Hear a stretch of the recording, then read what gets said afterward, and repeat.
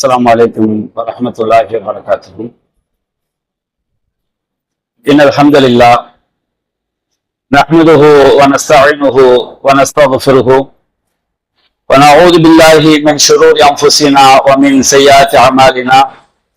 من يهده الله فلا مضل له ومن يضلله فلا هادي له. وأشهد أن لا إله إلا الله وحده لا شريك له وأشهد أن محمدا عبده ورسوله أما بعد. அளவிலா அருளாளன் நிகழிலா பேரன்புடையவனுமாகிய எல்லாம் வல்ல அல்லாஹுவின் திருப்பெயரால் ஆரம்பம் செய்கின்றேன். அன்பிற்குரிய பெரியோர்களே, தாய்மார்களே, சகோதர சகோதரிகளே, அல்லாஹுடைய மாபெரும் கிருபையினால் அல்லாஹுடைய மார்க்கத்தை அதன் தூய வடிவில் விளங்கி பின்பற்ற வேண்டும் என்ற நன்னோக்கத்திலே இரவு தொழுகைக்கு பிறகு இந்த பயான் நிகழ்ச்சி ஏற்பாடு செய்யப்பட்டிருக்கிறது.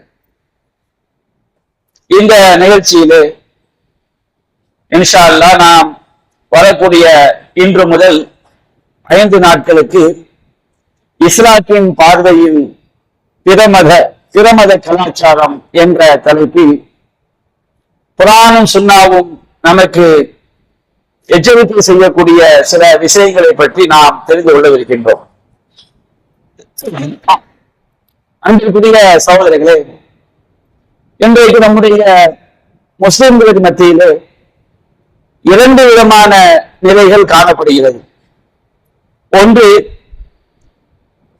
இஸ்லாத்திற்கு எதிரானவர்களுடைய கலாச்சாரங்களை மார்க்கமாக பின்பற்றுவது, அல்லது மார்க்கத்தில் அதற்கு தடையில்லை என்று சொல்லி அதை செய்ய வைப்பது, இது போன்ற காரியங்கள் முஸ்லிம்கள் மத்தியிலே இருப்பதை பார்க்கிறோம். உதாரணத்திற்கு சொல்வதாக இருந்தால், பிறந்த நாள் விழா கொண்டாட்டங்கள், திருமண நாள் கொண்டாட்டம் என்ற பெயரிலே பிற மதத்தவர்களிடமிருந்து காப்பியடிக்கப்பட்ட கலாச்சாரங்களை பின்பற்றுவது, அதுபோன்று டான்ஸ் கொண்டாட்டங்கள், ஒரு பெண் குழந்தை பருவவையில் அடைந்துவிட்டால் சடங்கு என்ற பெயரில் அதை கொண்டாட்டமாக மாற்றுவது, இது போன்று பல்வேறு நிகழ்வுகளை நாம் சொல்லிக்கொண்டே போகலாம். அதுபோன்று மக்களுக்கு மத்தியில் இன்னும் ஒரு சந்தேகமும் இருக்கிறது. என்ன சந்தேகம் என்று சொன்னால், ஒரு சாதாரணமாக ஒரு பேண்ட் போட்டு விட்டால் கூட இது பிரமத கலாச்சாரம் என்று சொல்லக்கூடிய மக்களையும் நாம் என்ன செய்கிறோம், பார்க்கிறோம். அப்ப சிலருக்கு பிரமத கலாச்சாரத்தை பின்பற்றக்கூடாது என்றால் என்ன என்பது அவர்கள் தெளிவில்லாமல் இருக்கிறார்கள். இன்னும் சிலர் பிற மதத்துடைய கலாச்சாரங்களையே பின்பற்றக்கூடியவர்களாகவும் என்ன செய்கிறார் இருக்கிறார்கள். நம்முடைய இஸ்லாமிய மார்க்கம் இது தொடர்பாக எப்படி வழிகாட்டுகிறது, எவ்வாறு எச்சரிக்கை செய்கிறது என்பது தொடர்பான விஷயங்களைத்தான் நாம் இதில் தெரிந்து கொள்ள இருக்கின்றோம். அன்பிற்குரிய சகோதரிகளே, அல்லாஹ் ரப்பல் ஆலமீன் நமக்கென்று ஒரு மார்க்கத்தை, வாழ்க்கை திட்டத்தை அல்லாஹ் தந்திருக்கின்றான். திருமலை குர்ஆனில் அல்லாஹ் கூறுகின்றான், இத்தபிஊ மா உன்ஸில இலைக்கும் மிர் ரப்பிக்கும், உங்கள் இறைவனிடமிருந்து உங்களுக்கு அருளப்பட்டவற்றை நீங்கள் பின்பற்றுங்கள். வலா தத்தபிஊ மின் தூனிஹி அவ்லியா, இறைவன் அல்லாதவர்களை நீங்கள் பொறுப்பாளர்களாக ஆக்கி பின்பற்றாதீர்கள்.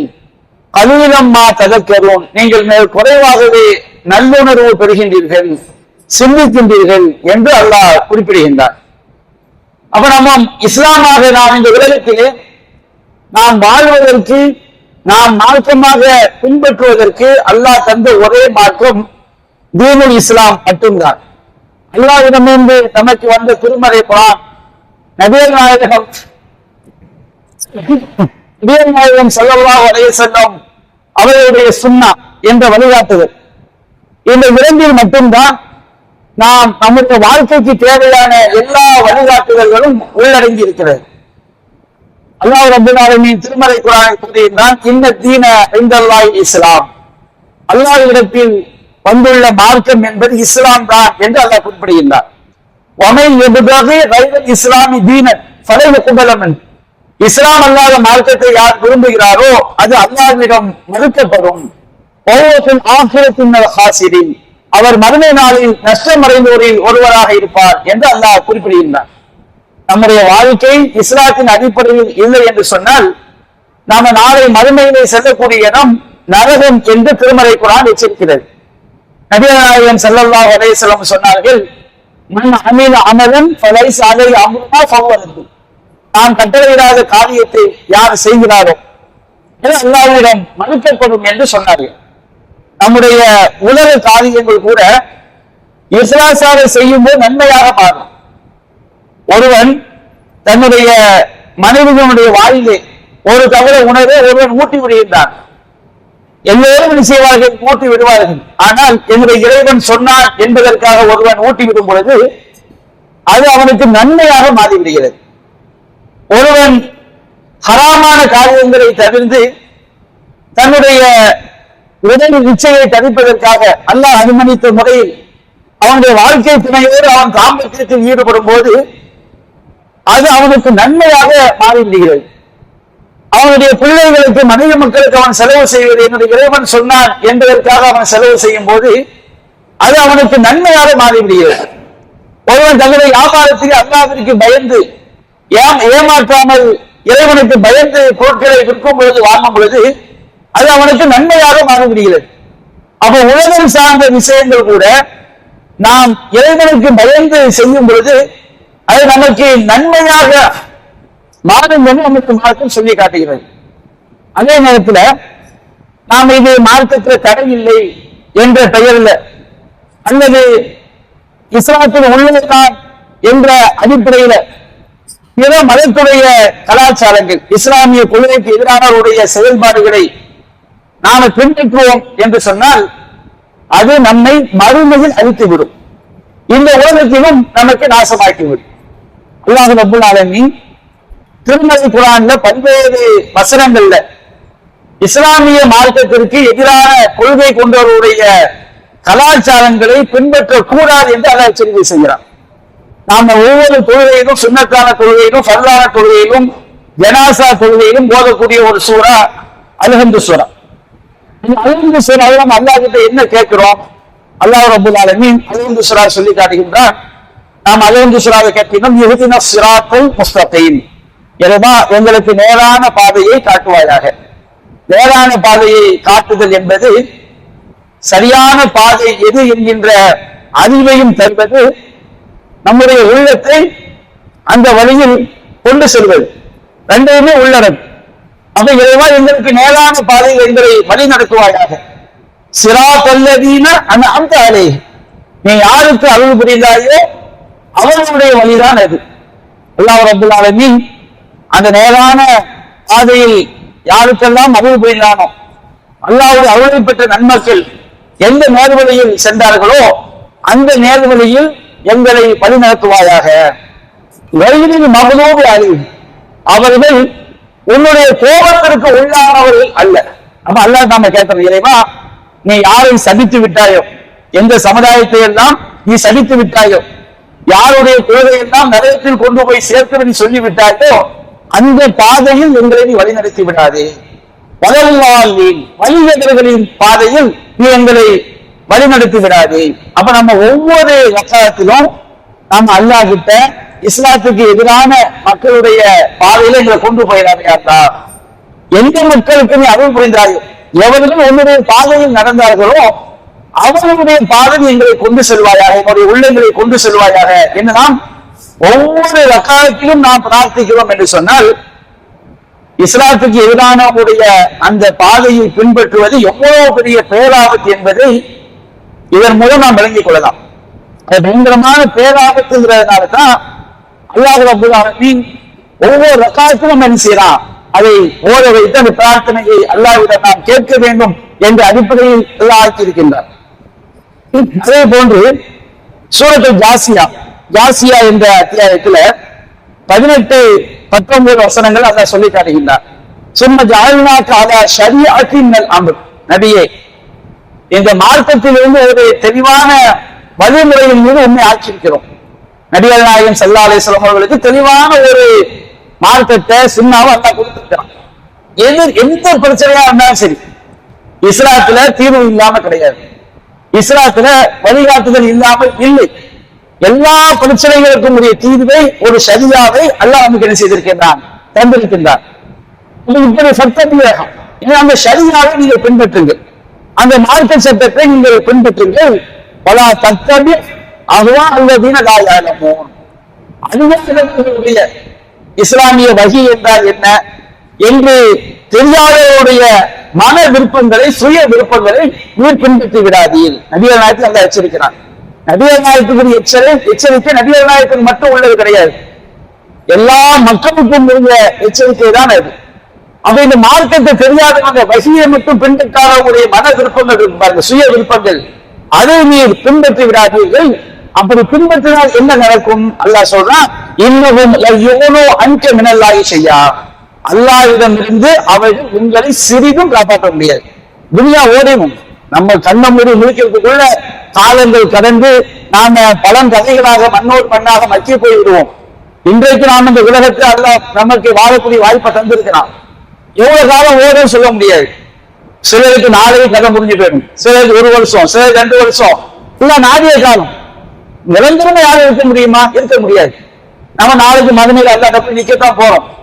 அப்ப நாம இந்த உலகத்துல வாழும் போது இஸ்லாத்துக்கு எதிரானவர்களுடைய சுய விருப்பங்களை நீங்கள் பின்பற்றினால், அவங்க விரும்புறாங்க என்பதற்காக இதை நம்ம இஸ்லாம சேர்த்துக்குவோம் என்று நீங்கள் பின்பற்றும் பொழுது எவ்வளவு அன்கல்லாஹி ஷையா, அல்லாஹ்விடம் வந்து ஒரு சிறிதும் உங்களை காப்பாற்ற முடியாது.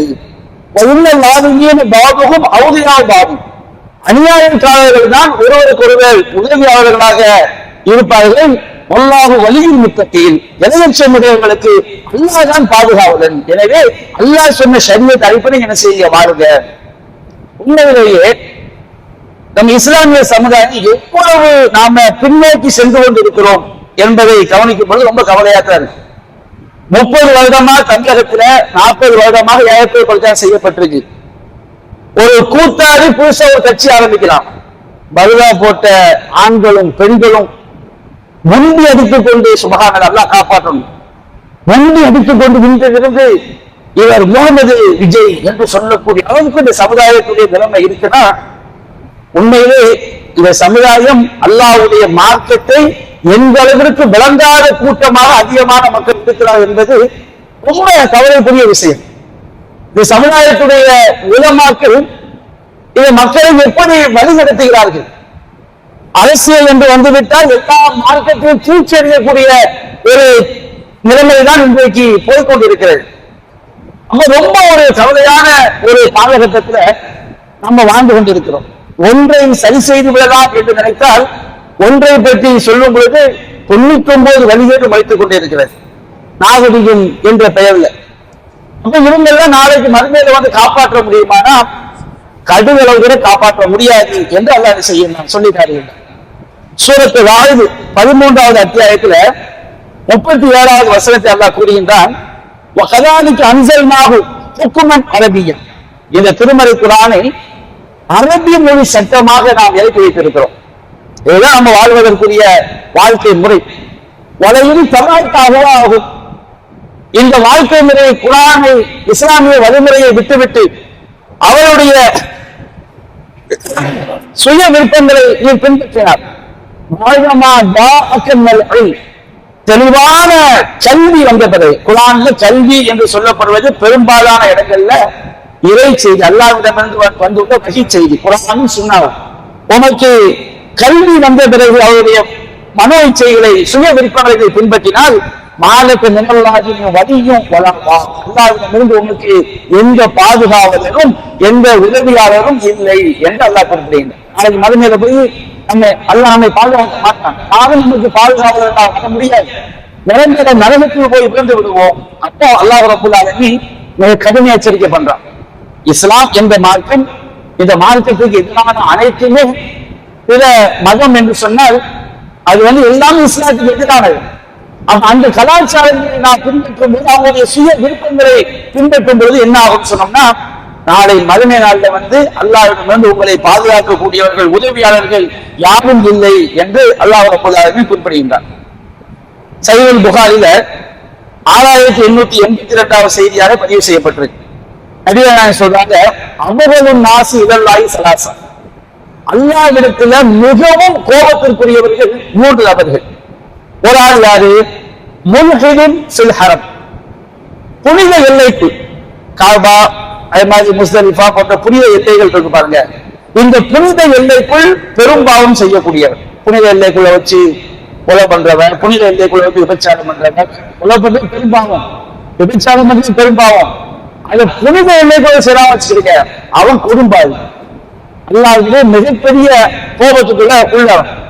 இரண்டாவது முபத்தகின் இஸ்லாமி சுன்னத்தை ஜாஹிலியா, இந்த இஸ்லாமிய மார்க்கத்தில் இருந்து கொண்டு அறியாமை கால நடைமுறையை விரும்பக்கூடியவன். இஸ்லாம் இருப்பான், ஆனா ஜாஹிலியத்தில் என்னென்ன இருக்குதோ, அவன் கோவில்ல கொட்டு இருக்கிறானா, என்ன செய்வோம், குடியிருப்போம். அவன் மைதர்கள் தடவுறானா, நாங்க மைதர்கள் தடவுவோம். அந்த சந்தனமா நாங்க என்ன செய்வோம், வேட்சை செய்வோம். இப்படி எல்லாமே திட்டமா இஸ்லாம்னு பேர்ல இருப்பான். ஆனா அறியாமை காலத்தினுடைய எல்லா சுண்ணத்தையும் என்ன செய்வான், விரும்புவான். இவன் அல்லாஹ்வுடைய மிகப்பெரிய கோபத்திற்குரியவர். அந்த 14 விழா கொண்டாட்டமா நாங்க என்ன செய்வோம், 14 விழா கொண்டாடுவோம்.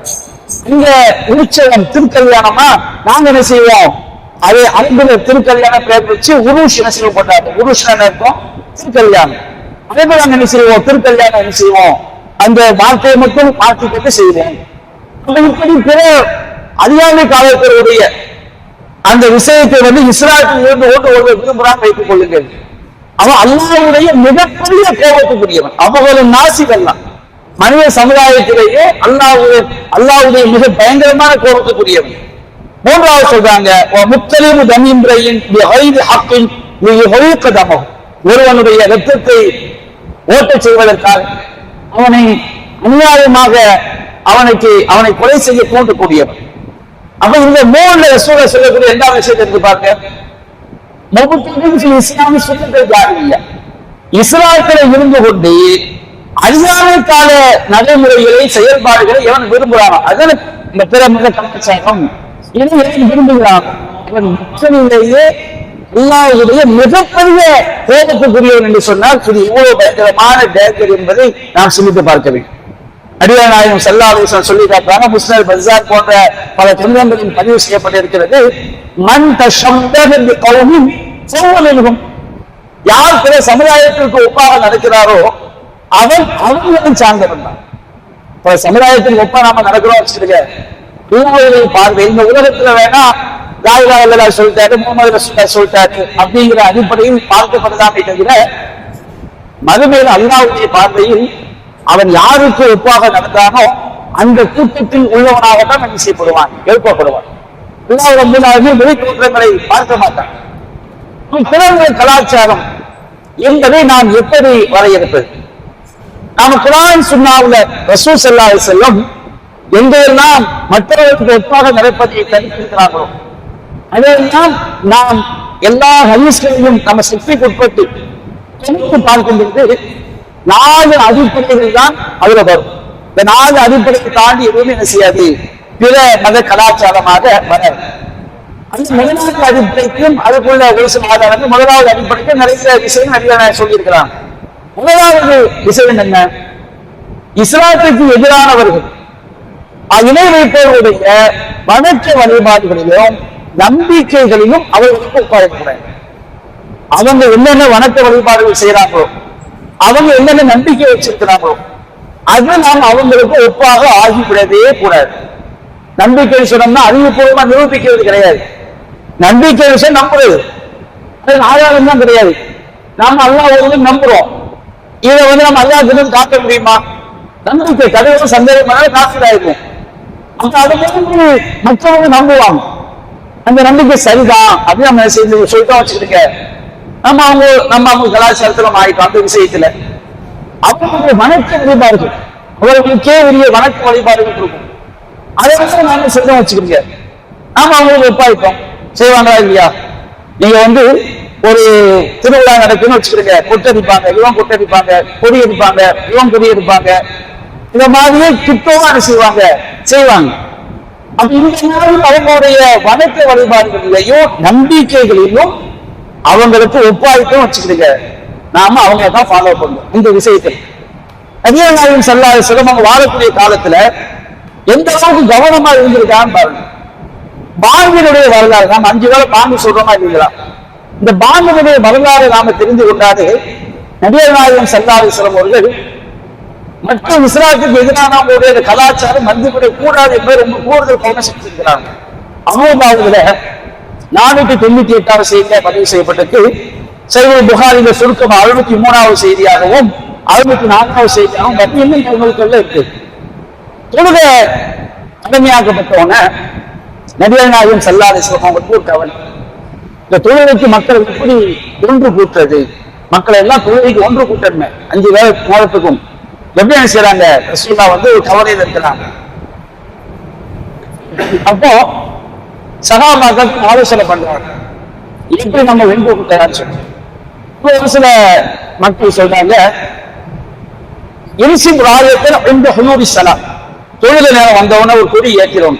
கொடி ஏற்றுறாங்களா இல்லையா? நாராயணத்தை இதெல்லாம் எங்கிருந்து கண்டுபிடிச்சாங்கன்னு தெரியல. அப்போ தொழுகை நேரம் வந்து நம்ம என்ன செய்யணும்? ஒரு பெரிய கொடி ஏற்கிறோம், தொழுகை முடிஞ்சதும் கொடி இறக்கிறோம். அப்ப இரிசிம் ராயத்தில் இந்த ஹுனூரி ஸலாம், அது தொழுகை நேரம் வந்தவங்க ஒரு கொடி என்ன செய்யுங்க? ஏற்றுங்க. ஆதன பாவம் பாத அதை கொடியை பறக்கிறத பார்த்தோம்னா ஒரு ஆள் தொழில் செய்வோம், நாம சொல்லிக்கிடுவோம் அப்படின்னு முடிவு பண்றாங்க. அப்போ இவங்க வந்து ரசூலுல்லாஹ் என்ன செய்யணும்? பிடிக்கல. பல சரி இல்லையே, இப்ப யாரு பார்க்கறது? அன்றைய காலத்துல கூட வீடுகள் சின்னதா இருக்கும், இந்த காலத்துல ஒத்து வருமா? ஒரு கொடியை ஏற்றிட்டோம்னா நம்ம எப்படி வீட்டுல இருந்து பார்த்தது? பள்ளியாசல தெரிய மாட்டேங்க. அப்ப ரசூல் ஸல்லல்லாஹு அலைஹி வஸல்லம் பிடிக்கல. அதுக்கு என்ன செய்யறாங்க? சிலர் சொல்றாங்க, நாம் என்ன செய்வோம்னு சொன்னோம்னா ஒரு பெரிய கொம்பு எடுத்து என்ன செய்வோம்? தொழுகை வேலை வந்த உடனே அது பள்ளியாசல் இருந்து என்ன செய்வோம்? அந்த கொம்பு ஊதுவோம். ராணுவத்துல ஊதுவாங்களா இல்லையா? அந்த மாதிரி ஒரு பெரிய கொம்பு வச்சு ஊதுவோம் அப்படிங்கிறாங்க.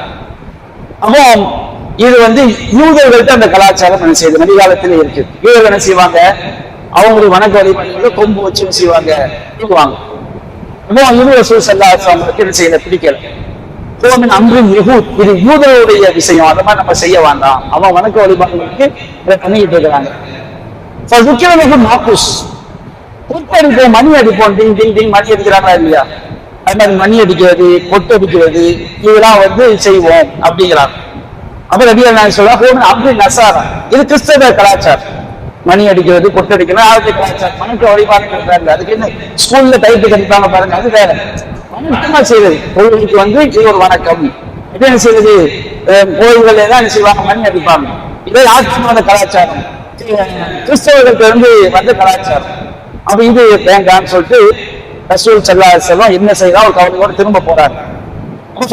அப்துல்லா இப்னு ஸைத் இப்னு அப்துல் ரப்பி, அப்துல்லா இப்னு ஸைத் என்ற சஹாபி, அவர் என்ன செய்யறாங்க? ஒரு முஹ்தம்மி ஹம்மி ரசூலுல்லாஹ், ரசூலுல்லாஹ் கவலைப்பட்ட மாதிரி அவரு கவலைப்பட்டுக்கிட்டு ரசூலுல்லாஹ் கவலைப்படுறாங்களே, அல்லாஹ் வழிகாட்டணும் சொல்லி அப்துல்லா இப்னு ஸைத் எல்லாம் என்ன செய்யறாங்க? ரொம்ப கவலையோட போறாங்க. இப்பதான் அல்லாஹ் என்ன செய்யறான்னா, ஷரியத் மார்க்க சட்டங்கள் அமல்படக்கூடிய காலகட்டத்துல எந்த விதத்திலும் அல்லாஹ் செய்வான். மார்க்க சட்டங்களை மக்கள் விதியாகும். இப்படிதான் ஆட்டும் கிடையாது. சில சகாபாக்களை செய்ய வைத்து கூடாது என்று அல்லாஹ் தடுத்திருப்பான். சில செயல்களை செய்ய வைத்து செஞ்சா கூடும் என்று அல்லாஹ் ஆக்கியிருப்பான். வகி செய்யக்கூடிய காலகட்டம். அப்படின்னு அப்துல்லா இப்னு ஸைத் ரலியல்லாஹுடைய கனவுல வந்து அந்த பாம்புடைய வாசம், நம்மளை பாம்பு சொல்ற மாதிரி அல்லாஹ் இது ஆரம்பிச்சு லா இலாஹ இல்லல்லாஹ் அப்படிங்கிற அந்த வாசகங்கள் காட்டப்பட்டு சொல்றாங்க, யார் ரசூலல்லாஹ் இன்னில பைன நாயுமும் இருக்கலாம், நான் தூங்கக்கூடியவனாகவும் விழிக்கக்கூடியவனாக இருக்கக்கூடிய அந்த நிலையில வந்து இது அக்கானி ஆக்கி ஒருவர் என்னிடத்தில் வந்தார், கனவுல வந்தாரு. அதான இந்த பாம்புடைய வாசகங்களை அவர் எனக்கு ஆக்கினார், எனக்கு சொல்லி தந்தார் அப்படிங்கிறாங்க. அப்போ உமர் இப்னு கத்தாப் சொல்றாங்க, உமர் இப்னு கத்தாப் வந்து அவருக்கு முன்பாகவே என்ன செஞ்சாங்க? அந்த கனவு பார்த்திருக்கிறாங்க. உமர் காட்டப்பட்டு அப்போ உமர் என்ன செய்றாங்க? ரசூல் எனக்கு கனவுல வந்துச்சு அப்படின்னு சொல்றவங்க ரசூல்லா கேட்டாங்க, மாமனாக்கு சிந்தனை என்னிடம் சொல்வதற்கு முன்னை எது தடுத்தது? அப்போ உங்க சொல்றாங்க, எனக்கு முன்னாடியே அப்பா செய்தார் சொல்லிட்டாரு, அதனால நான் வெட்கப்பட்டு சொல்லாம எனக்கும் இது செஞ்சிருக்கு, கனவுல வந்திருக்கு அப்படின்னு சொன்னோன்னே வீரநாயகம் செல்லாத சொன்னாங்க, யா பிலால் பிலாலை எழுந்திருக்கிறாங்க, சொந்தூர் நான் எவ்வளவு பிஹி அப்துல்லா இப்னு ஸைத் ஃபஃஅல். அப்துல்லா இப்னு ஸைத் எல்லாம் உனக்கு இன்னும் வாசகங்களை சுத்தங்களுக்கு உத்தரவிடுகிறாரோ இதை நீ செய், மக்களுக்கு அறிவிப்பு சொன்னாங்க. அதுல இருந்தா இந்த பாங்குடைய நடைமுறை நமக்கு மார்க்கமான செய்யணும் ஆக்கப்படுகிறது. சொல்றாரு. அப்ப பாருங்க, நடிகர் நாயகம் செல்வாது செல்வம் அவருடைய காலகட்டத்துல அவன ஒரு குடியேற்றம், இன்னும் சில ஹதீஸ்ல நெருப்ப மூட்டுவோன்னு சொல்றாங்க. மஜூசியுடைய கலாச்சாரம் என்று ஒதுக்குறாங்க. குடியேற்றுவோம் போது அந்த சூழல் பிடிக்கல. அதே போன்று குரல் ஊதுவோன்னு சொல்லும் போது அது யூத கலாச்சாரம் நம்ம தேவையில்லைங்கிறாங்க. மண் அடிப்போன்னு சொல்லும் போது அது கிறிஸ்தவனுடைய கலாச்சாரம் நமக்கு தேவையில்லைங்கிறாங்க. அப்ப அவங்க எதை வணக்க வழிபாடா வைத்திருக்கின்றார்களோ அது நம்மிடம் என்று நபிகள் ஸல்லல்லாஹு அலைஹி வஸல்லம் ரொம்ப கவனமாக செஞ்சிருக்கிறாங்க, இருக்கிறாங்க. இன்னும் 2-3 செய்தியை மட்டும் பார்த்துட்டு நம்ம என்ன செய்வோம், நாளைக்கு மீதி விஷயங்கள் சொல்லுவோம். அதே போன்று அபூதாவுதுல 552வது செய்தியா பதிவு செய்யப்பட்டது. இப்ப நாம பொது இடங்களில் தொழும் பொழுது யூதர்கள் கிறிஸ்தவன் செய்ய செருப்பன் தொழ மாட்டாங்க. பொது இடங்களில் தொழும் பொழுது, அதுவும் குறிப்பா பள்ளிவாசல் நபிகள் நாயகம் மண் தரையாக இருந்துச்சு. இப்ப நம்ம பாய் பிடிச்சு போட்டுருவாங்க. மண்ணு தரையில தொழும் பொழுது செருப்பணிந்து தொழுவதுதான் நபிவழி. செருப்பணி தொழுவதுதான் நபிவழி. நம்ம ஜனாசாக்கள் போக மாட்டீங்களா அறிவிக்கும் போது கூட தெரியாத மக்கள் என்ன செய்வாங்க, பாருங்கள் செருப்பணிந்து தொழலாம் என்று ஒருவர் அறிவிக்கின்றார், மார்க்கத்தை எங்கே கொண்டு போய்விட்டார் பேஸ்புக்ல சொல்லியிருந்தாங்க, எழுதியிருந்தாங்க. அது மக்களுக்கு தெரியல. அவங்க நம்ம கோவப்பட வேண்டியதில்லை, பரிதாபப்பட வேண்டியது. நபிகள் நாயகம் ஸல்லல்லாஹு அலைஹி வஸல்லம் அபூதாவுத் 652 செய்தியா பதிவு செய்யப்பட்டிருக்கு. சாலிஃபுல் யஹூத் யூதர்களுக்கு மாறு செய்யுங்கள், ஃபஇன்னஹும் லா யுஸல்லூன ஃபீ நிஆலிஹிம் வலா ஹிஃபாஃபிஹிம். அவர்கள் செருப்பணிந்து கொண்டோ காலுறை அணிந்து கொண்டோ தொழ மாட்டார்கள். இவங்க என்ன செய்வாங்க, அவங்களுக்குரிய தொழுகை கணக்காக்கப்பட்ட அந்த காலகட்டத்துல அவங்க என்ன செய்ய மாட்டாங்க, தொழுகிடங்கள்ல தொழும்போது மனிதர்கள் தொழும்போது செருப்பணிந்து தொழ மாட்டாங்க, காலுறை அணிந்து கொண்டு தொழ மாட்டாங்க. அப்படி அவங்களை மாற்றமா செய்யுங்க. நம்ம செருப்பு சுத்தமா இருக்கும். நபிகள் நாயகம் ஸல்லல்லாஹு அலைஹி வஸல்லம் தொழில் கொண்டிருக்கும் போது செருப்பை கழட்டி வீசுறாங்க. பார்த்த எல்லா சகாபாவும் செருப்பை கழட்டி வீசுறாங்க. அப்ப நபிகள் நாயகம் ஸல்லல்லாஹு அலைஹி வஸல்லம் சொன்னாங்க, நீ ஏன் செருப்பை கழட்டினீங்க? எனக்கு ஜிப்ரீல் வந்து என்னுடைய செருப்புல ஒரு அசுத்தம் இருக்குன்னு சொன்னாரு, அதுக்காக நான் கழட்டி வச்சேன். அசுத்தம் இருந்தா நம்ம செஞ்சு கழட்டி வச்சுக்கோங்க. நம்ம பார்வைக்கு பார்க்கிறோம், அசுத்தம் இந்த செருப்பு போட்டு அந்த செருப்பு போகணும். அப்போ ஜிப்ரீல் வந்து அசுத்தம் இருப்பதுனா கழட்ட சொன்னா அதெல்லாம் கழட்டினேன், நீங்க கழட்டி செய்யறாங்க. அதுக்கு விளக்கத்தை சொல்றாங்க. அப்ப நம்ம மண் பள்ளிவாசலா வைத்தாலும் கூட மண் கட்டாக்கு புனிதமா இருக்குது, அங்க நம்ம செய்யக்கூடாது, செருப்பு கழுத்து தொழக்கூடாது. நீங்க சுத்தமான விரிப்புல தொழுவீங்க, செருப்பு போட்டு தொழுக அசுத்தமாயிரும் அப்படிங்கிறது அந்த செல்லுகள்லாம் நாம செருப்பை கழட்டிக்கலாம். இப்ப சில டைல்ஸ் வீட்டுகளை பழிச்சிருப்பாங்க, விருந்தாங்க நடக்கிறது என்ன செய்வாங்க, அவங்க கஷ்டமாக வீட்டுக்குள்ள சுத்தமான செருப்பு போட்டு நடப்பாங்க. இந்த செருப்பை போட்டு வீட்டை தொழுக என்ன கிடையாது, தப்பு கிடையாது. அது நபியுடைய சுன்னத், வலியுறுத்தப்பட்ட ஒரு சுன்னத். அப்ப நபிகள் நாயகம் ஸல்லல்லாஹு அலைஹி வஸல்லம் அழகா நம்ம சொல்றாங்க, அவங்க வணக்கத்துல வந்து செருப்பு போட மாட்டாங்க, கால்களை அணிய மாட்டாங்க. நீ அப்படி இருக்காங்க, நீங்க செருப்பு போட்டு தொழுங்க. தொழுவீங்கன்னா செருப்பு போட்டு தொழுங்க, மண்தரையை தொழுவணும்னா செருப்பு போட்டு என்ன செய்யுங்க, தொழுங்க, காலில் அணிந்து கொள்ளுங்க அப்படின்னு நான் சொல்லி காட்டுறாங்க. இந்த சஹீஹ் முஸ்லிம்ல பதிவு செய்யப்பட்டிருக்கு. அம்ர் இப்னு ஆஸ் ரலியல்லாஹு அன்ஹு சொல்லி காட்டுறாங்க, ஃபஸ்லு மா பைன சியாமினா வ சியாமி அஹ்லில் கிதாப் அல குஸ்ரு. நமக்கும் வேத கால நம்முடைய நோன்பிற்கும் வேத கால நோன்புக்கும் மற்றொரு வித்தியாசம் சகல நேரத்தில் சாப்பிடுவது. அவங்க என்ன செய்வாங்க, சகல நேரத்தில் சாப்பிடுற பழக்கம் தான் அவங்கள்ட்ட கிடையாது. அப்ப வந்து என்ன செய்யுங்க, நம்மளுக்கும் அவங்களுக்கு ஒரு வித்தியாசமே சகல நேரத்தில் சாப்பிடுறது. அவங்க அந்த சுண்ணத்தை நாம் என்ன செய்ய வேண்டும், பேண வேண்டும் என்று மார்க்கம் செய்வது சொல்லி காட்டுகிறது. இன்னும் பல்வேறு விஷயங்கள் இதுல இருக்குது. இன்றைக்கு நாம ஒரு 3 விஷயத்தை நாம என்ன செஞ்சிருக்கிறோம், தெரிந்திருக்கின்றோம். அப்ப முதலாவது அடிப்படை பிரமத கலாச்சாரம் என்றால் முதலாவது அடிப்படை அவர்களுடைய வணக்கமாக எதை செய்யறாங்களோ, அவங்க நம்பிக்கையா எது இருக்குதோ அதை நாம் என்ன செஞ்சிடக்கூடாது, அவர்களுக்கு ஒப்பாக ஆகிவிடக்கூடாது. அதற்கு நம்ம 3 செய்திகளும் என்ன செஞ்சிருக்கிறோம், உதாரணமாக காட்டியிருக்கிறோம். இன்னும் பல செய்திகள் இருக்கிறது. இன்ஷா அல்லாஹ் வரக்கூடிய நாட்களில் தொடர்ந்து பார்ப்போம். அல்ஹம்துலில்லாஹி ரப்பில் ஆலமீன்.